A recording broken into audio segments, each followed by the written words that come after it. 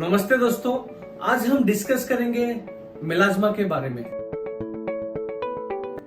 Melasma, जिसको हम लोग हिंदी में झाइयां बोलते हैं, कुछ कुछ लोग इसको भंग बोलते हैं।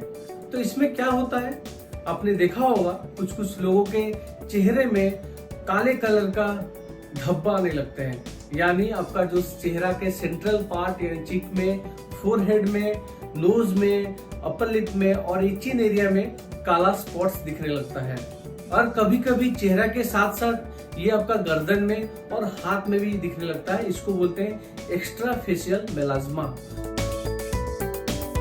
तो ये क्यों होता है, इसका एग्जैक्ट कारण अभी तक किसी को नहीं पता है, लेकिन जेनेटिक कारण के वजह से ये होता है, कुछ कुछ लोग बोलते हैं। क्योंकि जो फैमिली में ये मेलाज्मा का बीमारी पाया गया है, उनके बच्चों को ये ज्यादा होने का संभावना है। और 40% केसेस में देखा गया है जिनका ये मेलाज्मा का प्रॉब्लम है, ये सेम बीमारी उनका मम्मी के चेहरा में नहीं तो उन दीदी का चेहरा में पाया गया है। और कोई कोई बोलता है ज्यादा धूप के एक्सपोजर से आपका ये प्रॉब्लम हो सकता है। तो अल्ट्रावायलेट रेडिएशन अगर ज्यादा आपका चेहरा में लगता है तो ये मेलाज्मा का बीमारी हो सकता है।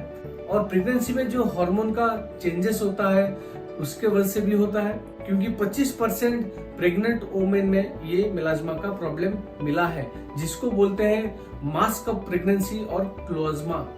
ये मेलाज्मा जो लोग ओसीपी यानी ओरल कंट्रासेप्टिव पिल्स खाते हैं, गर्भ निरोधक गोलियां लेते हैं, उनमें भी ये ज्यादा पाया गया है।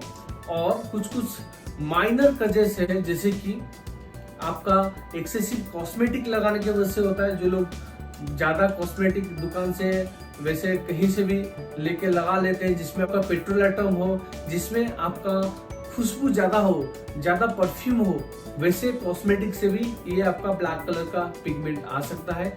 जिन लोगों का थायराइड का प्रॉब्लम है उनमें भी ये ज्यादा पाया गया है। कुछ कुछ दवाई का साइड इफेक्ट के वजह से भी ये मेलाज्मा मिला है, जैसे कि आपका बिस्मथ जिसमें हो, जिसमें कॉपर हो, ऐसा दवाई के साइड इफेक्ट के कारण ये प्रॉब्लम हुआ है। और एंटी सीजर दवाई खाने के बाद भी ये प्रॉब्लम पाया गया है। और कोई लोग बोलता है कुछ कुछ इन्फेक्शन के बाद में ये प्रॉब्लम हो सकता है, जैसे कि क्लामिडिया ट्रैकोमैटिस इन्फेक्शन के बाद कुछ कुछ लोगों में ये मेलाज्मा पाया गया है। अगर किसको ये प्रॉब्लम है तो क्या करना है, पहले आप अपना नजदीकी जो भी डर्माटोलॉजिस्ट है उनके पास जाइए, वो आपको देखेंगे, उनको आपको एग्जामिन करेंगे, ये मेलाज्मा है या दूसरा कुछ बीमारी है, पहले वो डायग्नोसिस करेंगे। क्योंकि और भी ऐसा कुछ बीमारी है जो देखने में एकदम मेलाज्मा जैसे ही लगता है, क्योंकि मेलाज्मा जब शुरू होता है तब छोटा छोटा स्पॉट से शुरू होता है। तब वही स्टेज में अगर आप डॉक्टर के पास आते हैं, हो सकता है ये आपका फ्रेकल्स या लेंटिजेंस जो बोलते हैं वैसे दिख सकता है। और अगर ये थोड़ा एडवांस स्टेज में आप आते हैं, अगर लेट में आप डॉक्टर के पास आते हैं, तो तब आपका पूरा चेहरा में ये काला स्पॉट भर जाता है। तब ये डायग्नोसिस करने में बहुत आसान है, लेकिन कभी कभी कंफ्यूजन होता है, क्योंकि आपका वैसे और कुछ कंडीशन है जो दिखने में मेलाज्मा जैसा ही लगता है। वो क्या होता है, पहला होता है आपका पिगमेंटरी डिमार्केशन लाइन, सेकेंड होता है आपका पोस्ट इन्फ्लामेटरी हाइपोपिगमेंटेशन, यानी आपका चेहरा में एलर्जी के बाद ऐसा पिगमेंटेशन आ सकता है। और हो सकता है आपका पिटीरियासिस वर्सिकुलर जो ब्लैक कलर वेराइटी का होता है उसमें हो सकता है। कुछ ड्रग का साइड इफेक्ट्स भी हो सकता है। एक होता है फ्रिक्शनल मेलानोसिस, वो भी हो सकता है। एक होता है फेशियल अकैंथोसिस नाइग्रिकन्स, वो भी हो सकता है। और एक होता है आपका नेवोसोपोटा, और एक होता है रिल्स मेलानोसिस, और एक होता है अक्रोनोसिस। तो ऐसा बहुत सारा कंडीशंस होता है जो एग्जैक्टली मेलाज्मा जैसा ही दिखता है। तो सबका ट्रीटमेंट अलग होता है, सबका कॉज अलग होता है, इसीलिए डायग्नोसिस करना जरूरी है। डायग्नोसिस कैसे होता है, ज्यादातर ये क्लिनिकल डायग्नोसिस होता है, यानी आपका जो स्किन का डॉक्टर है ये देखने के बाद डायग्नोसिस कर सकते हैं।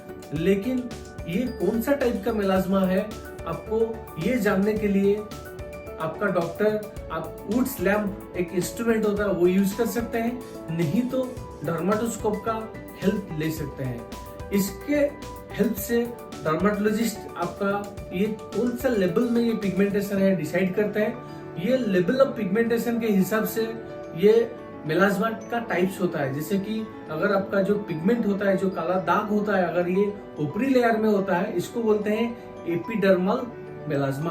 अगर ये एकदम अंदर की तरफ रहता है, स्किन के नीचे रहता है, तो इसको बोलते हैं डर्मल मेलास्मा। और एक टाइप होता है मिक्स्ड मेलास्मा। तो ऐसा क्लासिफिकेशन क्यों करते हैं?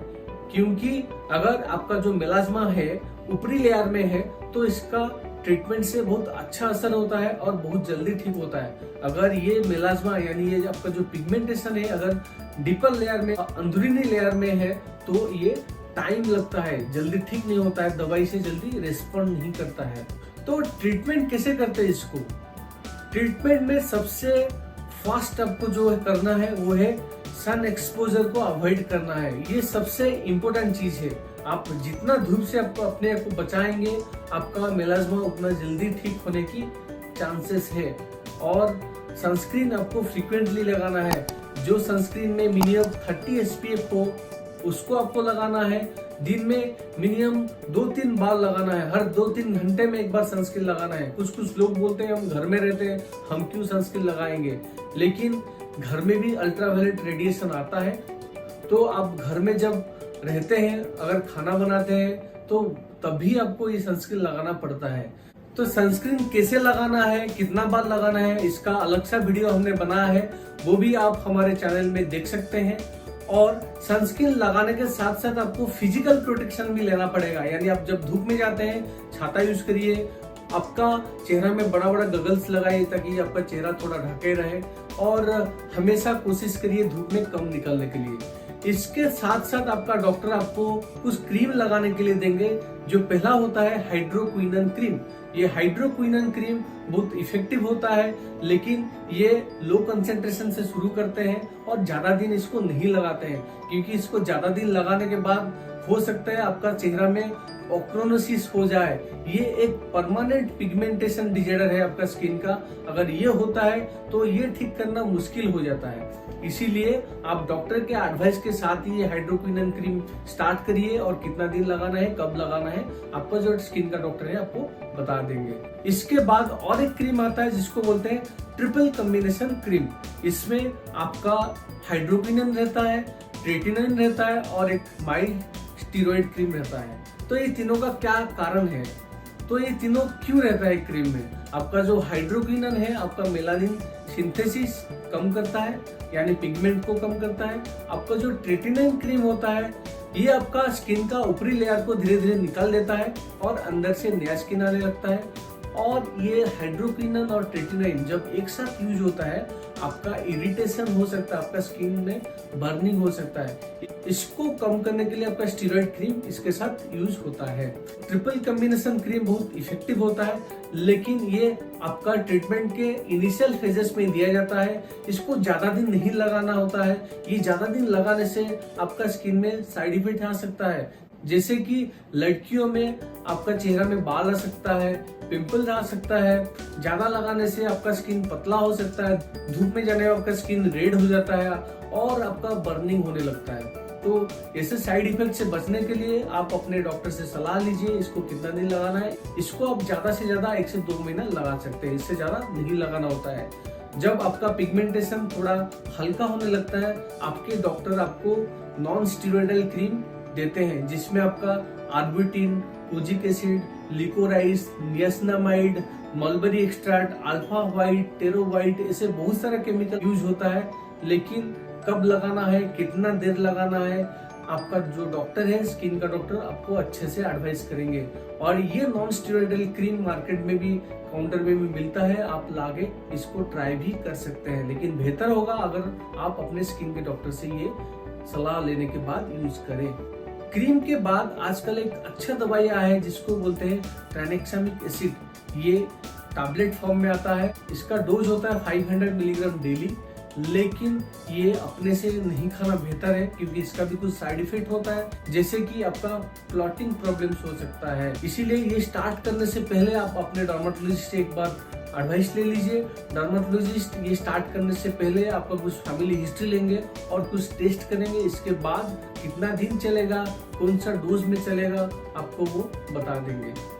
और ये ट्रानेक्सामिक एसिड का इंजेक्शन भी आता है, आपका स्किन के नीचे छोटा छोटा इंजेक्शन भी दिया जा सकता है। इसके साथ साथ अगर क्रीम से, ट्रानेक्सामिक एसिड से, सनस्क्रीन से ये कम नहीं होता है, सेकेंड लाइन ट्रीटमेंट होता है आपका केमिकल पिलिंग। आजकल केमिकल पिलिंग बहुत जगह में अवेलेबल है, बहुत तरह का केमिकल पिलिंग होता है, जैसे कि आपका ग्लाइकोलिक एसिड पिलिंग होता है, लैक्टिक एसिड पिलिंग, रेटिनोइक एसिड पिलिंग, ऐसे बहुत सारा पिलिंग होता है। ये केमिकल पिलिंग का मेरा अलग सा वीडियो है, आप मेरा यूट्यूब चैनल में इसका डिटेल्स देख सकते हैं। इसके साथ आपका लास्ट में होता है लेजर ट्रीटमेंट। अगर आपका ये सारे ट्रीटमेंट से ठीक नहीं होता है तो लास्ट में लेजर ट्रीटमेंट से इसको इलाज करने की कोशिश किया जाता है। और लेजर में आपका क्यूसिस लेजर नहीं तो आपका fractional carbon dioxide laser use होता है और ये इफेक्टिव होता है। लेकिन लास्ट में हम आपको बोलेंगे, जब भी किसी को ऐसा मेलाज्मा का प्रॉब्लम है, आप बिल्कुल अपने स्किन के डॉक्टर के पास जाइए। वो आपको गाइड करेंगे कौन सा ट्रीटमेंट आपके लिए बेहतर होगा और कितना दिन तक चलेगा। लेकिन ज्यादातर केसेस में हम आपको बता दें, ये जो बीमारी है एक क्रॉनिक प्रॉब्लम है, यानी इसका ट्रीटमेंट लॉन्ग टर्म करना पड़ता है। ऐसा नहीं कि आपको एक बार अगर ये बीमारी थोड़ा हल्का हो गया, ठीक हो गया तो परमानेंटली चला जाएगा। ऐसा कोई भी अभी तक ट्रीटमेंट नहीं है जिससे आप ये बीमारी को परमानेंटली निकाल सकते हैं। आप दवाई से आपका जो पिगमेंटेशन है कम कर सकते हैं, इसको कंट्रोल में रख सकते हैं, लेकिन इसको परमानेंटली एक बार में ठीक नहीं कर सकते हैं।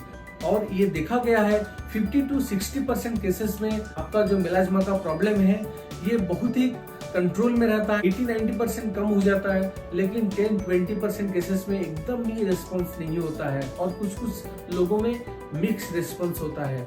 तो इसीलिए आप पहले अपना स्किन के डॉक्टर के पास जाइए, ये कौन सा वैरायटी का मेलाज्मा है वो डायग्नोसिस करेंगे और आपका दवाई से कितना रिस्पॉन्स होगा वो आपको बताएंगे। अगर आप अपना स्किन के डॉक्टर के पास से ये इलाज कराते हैं तो आपका ये पिगमेंटेशन कम हो सकता है। आशा करता हूँ इस वीडियो से आपको आज कुछ नया सीखने को मिला है। अगर ये वीडियो आपको अच्छा लगा है तो मेरा यूट्यूब चैनल को सब्सक्राइब करिए और दूसरों को शेयर करिए। थैंक यू, नमस्कार।